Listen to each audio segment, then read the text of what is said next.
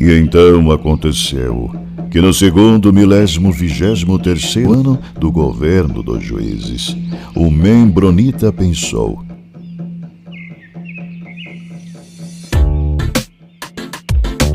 Saudações, membronitas! Perguntinha aqui pra vocês, já ouviram falar de Adolf Eichmann?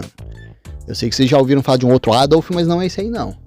A filósofa Hannah Arendt, ela escreveu sobre este indivíduo. A gente vai estar falando sobre quem foi esse cara, o que ele fez e por que foi escrito uma obra sobre ele. Nosso assunto de hoje é a banalidade do mal. E se a gente analisar as pessoas, a gente vai descobrir que pessoas defendem pautas absurdas de vez em quando. E mesmo essas pessoas, elas podem ter, vamos dizer assim, um bom coração, podem ser boas pessoas em sua intimidade em outros aspectos. Talvez não seja nenhum exagero se eu afirmar que a maioria dos nazistas eram boas pessoas. O que você acha? Poderiam ser, por exemplo, bons pais, bons vizinhos, pessoas honestas, trabalhadores. Então essa criação da imagem do nazista, que, né, como um monstro, ela parece uma simplificação muito grosseira do fenômeno. Hitler, ele era um pintor, logo todos os pintores são nazistas, né, ou são ruins. E eu vou explicar por que esse pensamento é perigoso já já. Um outro exemplo do uso dessa simplificação é vista nos contos de fadas infantis, onde a bruxa é sempre má, totalmente má, e a fada é sempre boa e totalmente boa. O psicólogo Bruno Bettelheim, na sua obra A Psicanálise dos Contos de Fada, ele explica isso. As crianças ficariam confusas se a bruxa tivesse algum aspecto bom exposto. Por isso acontece essa simplificação grosseira da personalidade dos personagens de contos de fada. Então, Hitler e o alto comando, eles eram pessoas desequilibradas, por isso o nazismo aconteceu. Então não, isso é uma análise fraca, né? É uma resposta fácil para a situação. E vamos dizer assim, essa estereotipagem, ela não esclarece a realidade. Por exemplo, alguns jornais, algumas revistas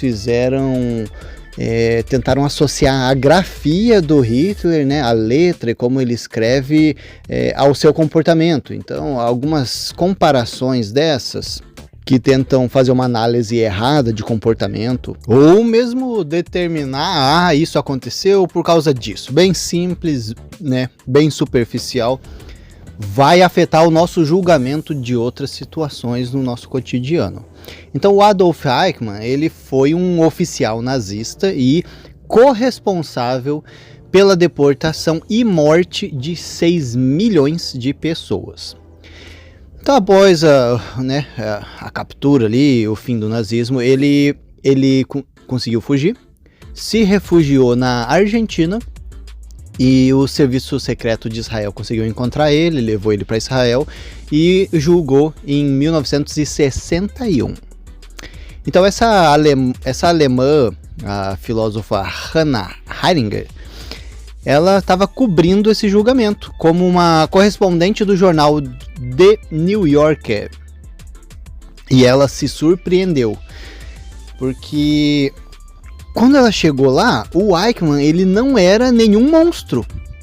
E não era o que ela estava esperando encontrar. Ele foi avaliado por 6 psicólogos, psiquiatras, que concluíram que o psicológico do Eichmann era de um nível perfeitamente bom e desejável. Imagina. Ele era um bom amigo, um bom pai, um bom marido, um bom filho e tinha algumas ideias altamente positivas.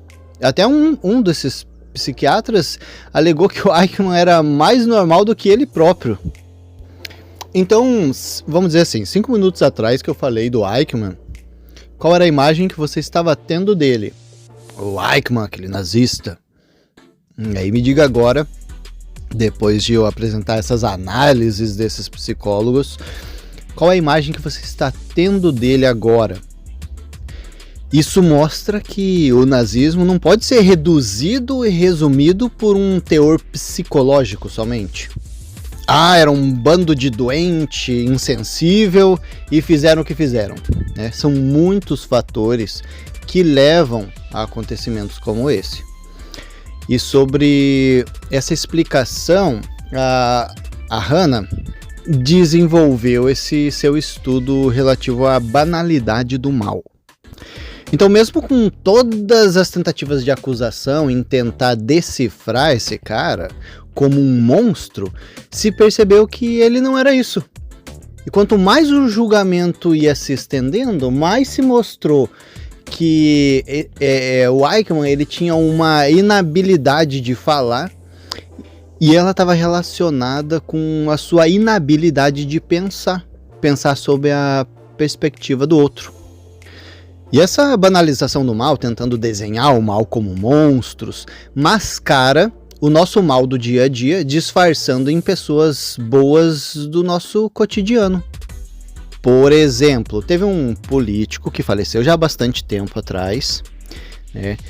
E o seu velório foi desrespeitado por pessoas que tinham uma posição política contrária. Entraram lá várias pessoas com cartazes e tudo, né, criticando aquele cara e assim, né, acho que não é o momento de expressar sua posição política, não é uma forma respeitosa com as pessoas que estão ali sofrendo. Muito bem, entre essas pessoas que estavam fazendo esse alvoroço, tinha uma senhorinha, bem senhorinha, fazendo isso.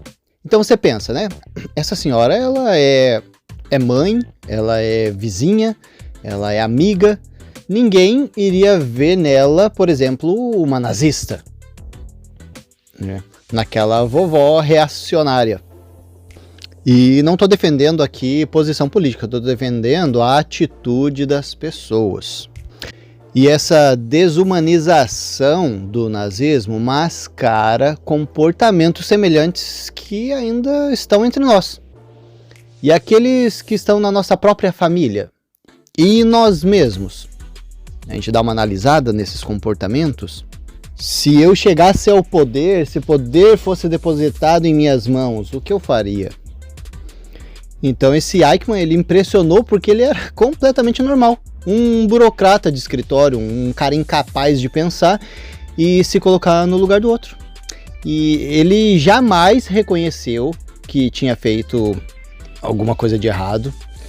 E ele disse que só estava cumprindo ordens que eram legais de acordo com as leis da Alemanha. O que, sim, faz sentido. E quando a gente pensa sobre isso, eu vou cumprir essas ordens e isso é legal, né, não envolve somente esses fatores, mas também a nossa consciência. Por exemplo, é uma mistura de tudo isso, porque, vamos dizer assim, nas cruzadas, né, ou na Inquisição, eu sou a pessoa contratada para ir lá matar aquela pessoa. Eu tenho assim bastante convicção de que aquela pessoa seja inocente ou que o julgamento dela não foi feito, né, corretamente. E eu tô ali, né, determinado a cumprir ordens de um opressor que, vamos dizer assim, ele vai ser deposto mais para frente. E aí, como é que fica? Então esse perigo de cumprir ordens sem questionar, como se não tivesse consciência nem responsabilidade sobre o que a gente está fazendo, é complicado. Quando a gente se coloca nessa posição de ser somente mais uma peça naquela engrenagem, sem questionar, pode ser muito perigoso. Vamos levantar uma situação aqui. Estados Unidos jogou uma bomba atômica em Hiroshima e Nagasaki e finalizou com a Segunda Guerra Mundial. Muito bem, foi um exagero, né, vamos levantar essa posição aqui. Foi um exagero dos Estados Unidos, não precisava ter matado toda aquela gente. Coitado do Japão, totalmente inocentes, nunca fizeram mal para ninguém. Uma estimativa de morte ali nos ataques somados de Hiroshima e Nagasaki é mais de 100 mil pessoas mortas. Ou seja, vamos colocar aqui, Estados Unidos é um vilão, Japão inocente. Não é simples assim, é a avaliação fraca que eu comentei anteriormente, né? O Japão não é tão inocente assim, ele fez o ataque de Pearl Harbor, mas antes disso, as bombas foram um exagero comparado com o ataque de Pearl Harbor, tá bom. Antes desses ataques acontecerem, teve a Guerra Sino-Japonesa. O Japão estava em uma política imperialista e querendo dominar a Ásia. Essa guerra japonesa se iniciou ali em 1937, logo antes da Segunda Guerra Mundial. Para essa expansão japonesa, estima-se que morreram entre 14 e 20 milhões de pessoas. Um ato bárbaro de busca de poder. Então na verdade o Japão é o vilão, é o monstro. Coitado da China, coitado das pessoas que morreram, são inocentes. Sabe de nada, inocente. A tentativa de tentar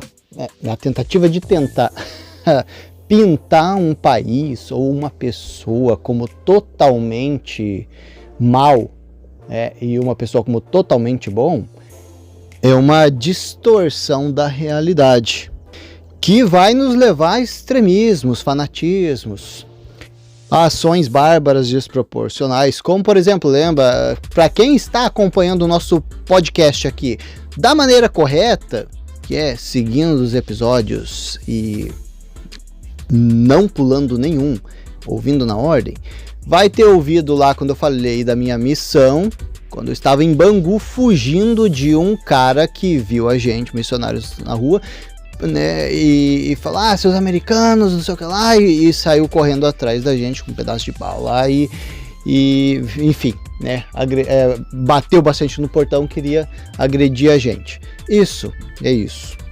Ou como, por exemplo, aquela vez que eu estava em Galeão, né, e a irmã no almoço perguntou, você é da onde? Eu falei, de Curitiba. Pronto, então volta pro teu país, que vocês são outro país, querem separar da gente, blá blá blá blá. Imagina, de repente eu conheço um alemão na rua. Fala, você é da onde? Da Alemanha. Seu nazista. Não tem fundamento nenhum. E a gente tá falando de coisa grande, né? De evento grande como o nazismo. Mas vamos pegar coisa pequena, que é vamos dizer assim, a minha posição política aqui, né? Direita e esquerda. Aí eu sou de direita, eu sou de esquerda e eu vou caracterizar o oposto, né, o meu oponente, como horrível, como um lixo, sei lá. Automaticamente na minha cabeça aquela pessoa é horrível, aquela pessoa não faz uma coisa boa na vida, um mau pai, um mau vizinho, um mau amigo, uma má pessoa, um ser humano horrível. E de repente se eu vejo uma grande boa ação daquela pessoa, eu fico pasmo. Como assim? Essa pessoa, esse tipo, fez essa coisa boa?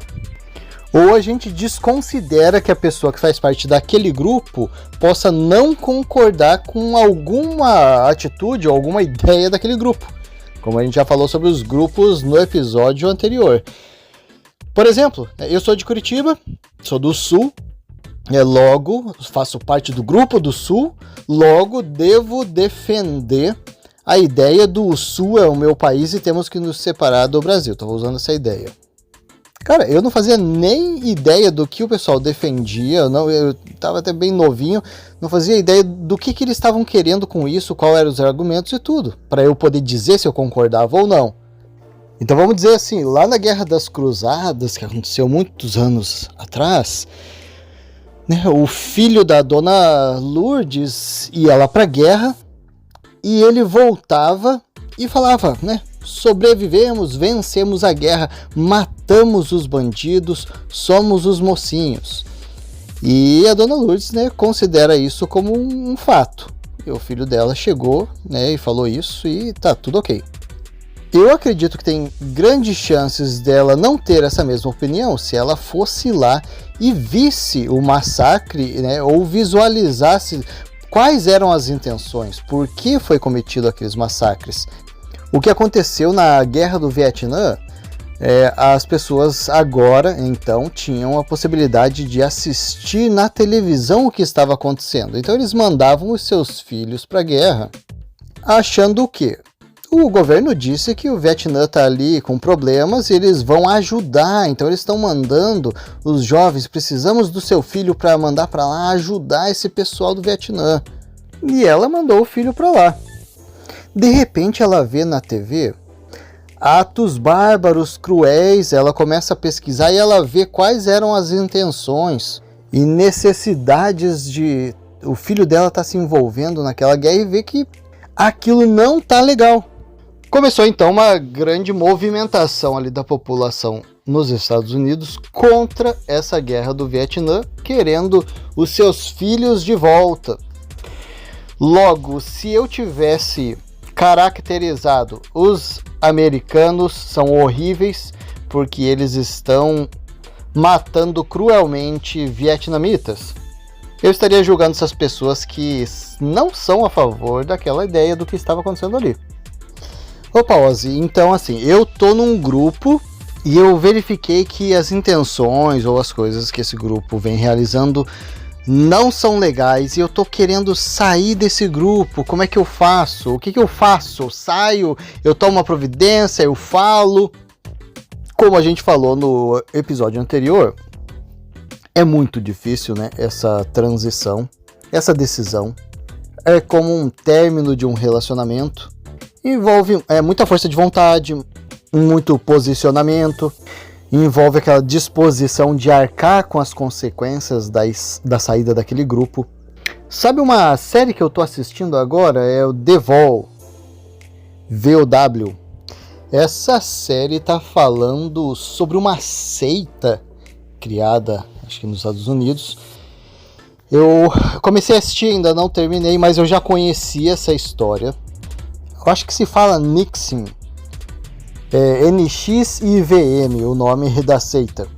É um grupo religioso e vendo ali o começo, o primeiro episódio da temporada, esse documentário ele mostra que, cara, se você fosse entrar nessa religião, você não ia ver má intenção nenhuma.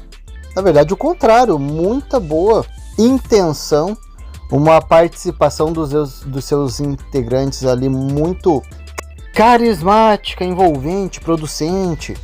Eu soube desse caso na época por conta daquela atriz famosa, a loirinha do Smallville, Allison Mack. Allison pode ser nome de mulher também.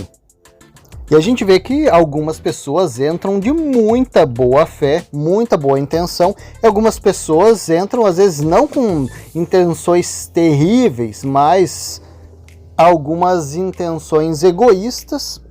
A minha intenção é crescer, é ser um líder, é comandar, é me destacar, que não é uma intenção de todo ruim, mas pode ser perigosa. Não dou mais spoilers sobre esse episódio. Quem quiser vai lá assistir. É uma série da HBO, acho que você pode encontrar também na Amazon Prime. Abre muito a sua visão sobre como que essas coisas acontecem, como que uma coisa, com uma crença que parece tão boa, tão benéfica para a sociedade, boas intenções e tudo, como por trás ela pode não ser nada daquilo. E também como que você vê, não, mas como que essa pessoa entrou nessa furada? Todas essas pessoas são más? Não, a grande maioria não era má, não tinha má intenção e simplesmente acabou se encontrando envolvido num grupo onde não conseguia sair. Ah, não é só sair? Não. Não é tão fácil, principalmente quando esse aprisionamento acontece psicologicamente, envolvendo o seu lado emocional. E então fica aí a nossa dica de filme no nosso episódio de hoje. Vemos então que nos grupos vai ter a existência daquele líder. E algumas vezes esse líder tem intenções bem egoístas, bem más, e por muitas vezes contrárias ao ensinamento daquele grupo. A gente vê tantas religiões sendo criadas em todos os lugares, né? No Brasil tem muita.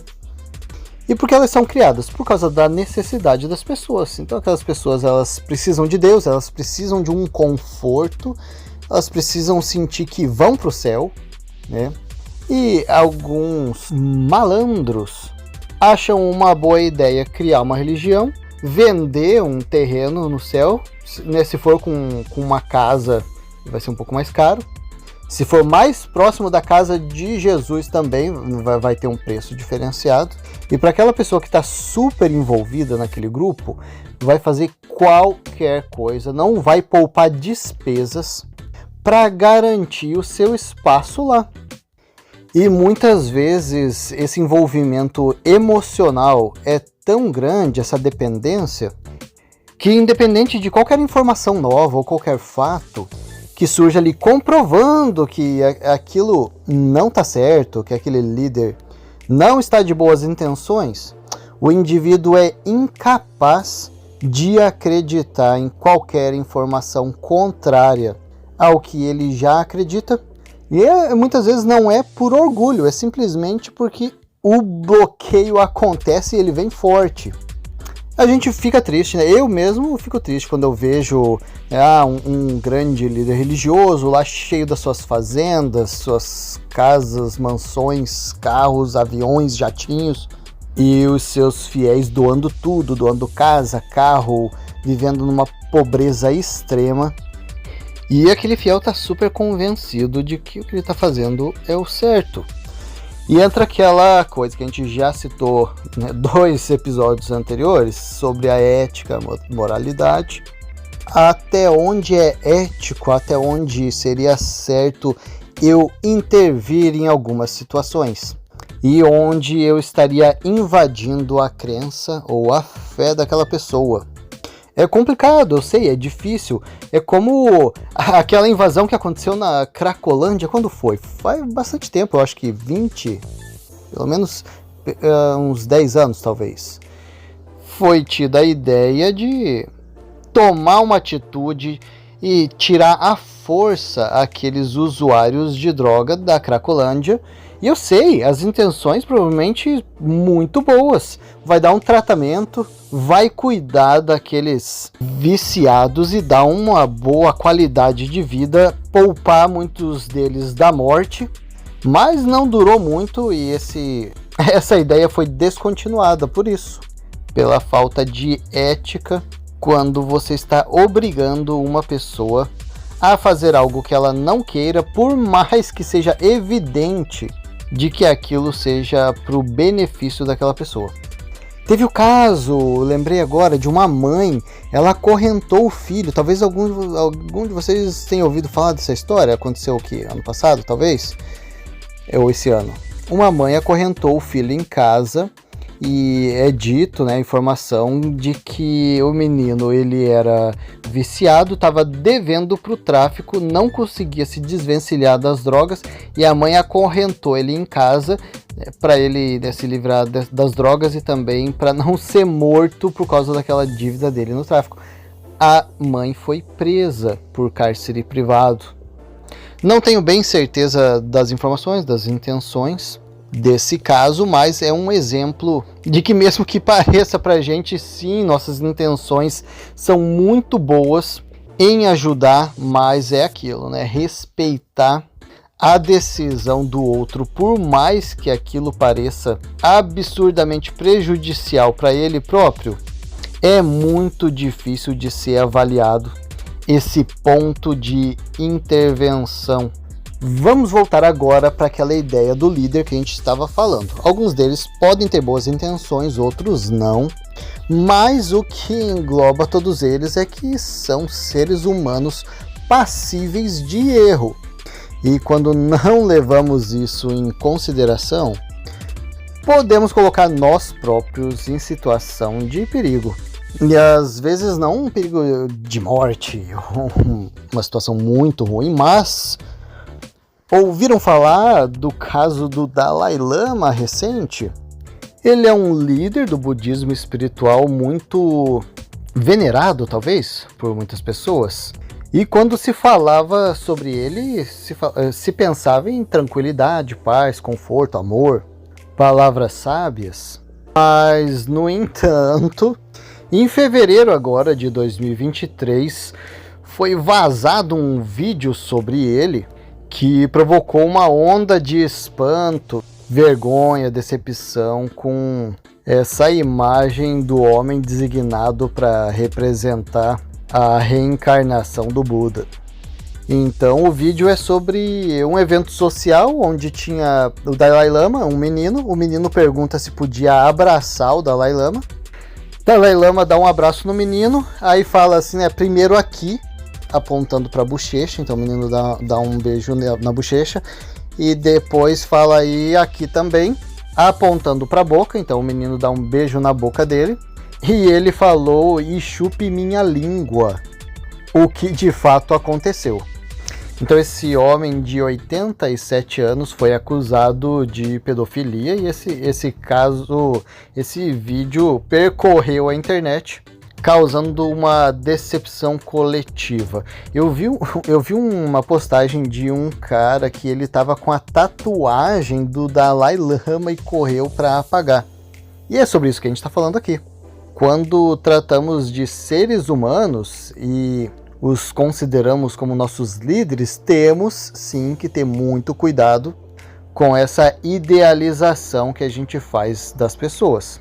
O Dalai Lama pediu desculpas, né, o que sim, né, é aceito. A gente não sabe, né, por exemplo, eu particularmente, eu não sei o que aconteceu, se isso aconteceu em frente às câmeras, em um local público, eu não sei o que pode já ter acontecido no privado. Esse episódio anula tudo de bom que o Dalai Lama falou? Não. Vou tomar cuidado para não cancelar ele exageradamente, como a gente já falou no episódio anterior também. Mas não vou defender atitudes que eu não concordo, que eu não acho legal, nem tornar a imagem daquele líder como uma pessoa divina.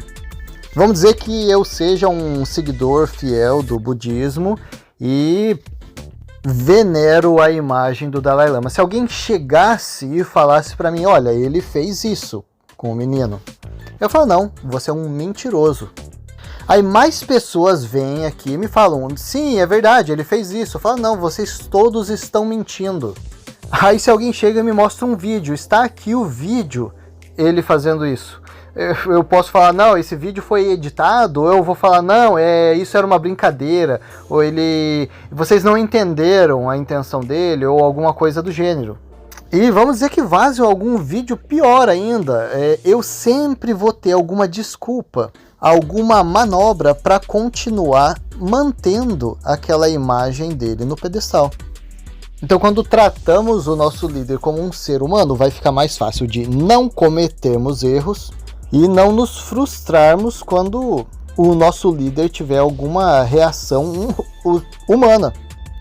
Por exemplo, o jogo da Copa do Mundo 2014, para quem é fã de futebol, dia 8 de julho de 2014 foi, né, um dia trágico, onde o Brasil foi eliminado, e não somente eliminado em casa pela Alemanha por 7-1. O técnico do Brasil esteve com o time e saíram do campo juntos. O que não aconteceu, por exemplo, na última Copa de 2022, onde assim que o Brasil perdeu, o técnico já abandonou o time ali e saiu. Algumas pessoas ficaram chateadas, né? Provavelmente o técnico não teve ali um equilíbrio emocional para se manter ali. O que mostra, né, a humanidade dele como ser humano mesmo sendo um líder, mas mostra a diferença de atitude. Eu tava nessa, né, ouvindo alguns podcasts e tava ouvindo um cara que fez trabalho voluntário, sabe? Ele era, se eu não me engano, dentista, e ele foi para algum país aí de conflito servir como voluntário. E ele tava falando que tinha um líder, ele falou assim, um cara ali que tava liderando aquela equipe de voluntários, e que o cara tava tendo algumas atitudes que não era legal, que ele não gostava. Eu pensei, nossa, cara, esse conflito entre liderados e líderes está envolvido aí em todos os âmbitos, em todos os grupos. Sempre vai ter, né, as pessoas que não concordam muito com as atitudes do líder. Alguns líderes sim, né, em vários grupos vão estar cometendo atitudes que não são de acordo com as crenças daquele próprio grupo. A gente vê bastante na igreja, na missão. Por isso, saber separar o líder com boas intenções com más intenções é interessante. E encarar ele como um ser humano passível de erro facilita para a gente aceitar o comando daquela pessoa como um ser humano, sem idealização, sem fanatismo. A gente vai ficando por aqui. E o próximo e último episódio da segunda temporada vai sair amanhã. E logo depois eu vou estar postando aquele videozinho que eu já prometi lá no começo. Tá guardadinho para vocês. Vamos ficando por aqui e até a próxima!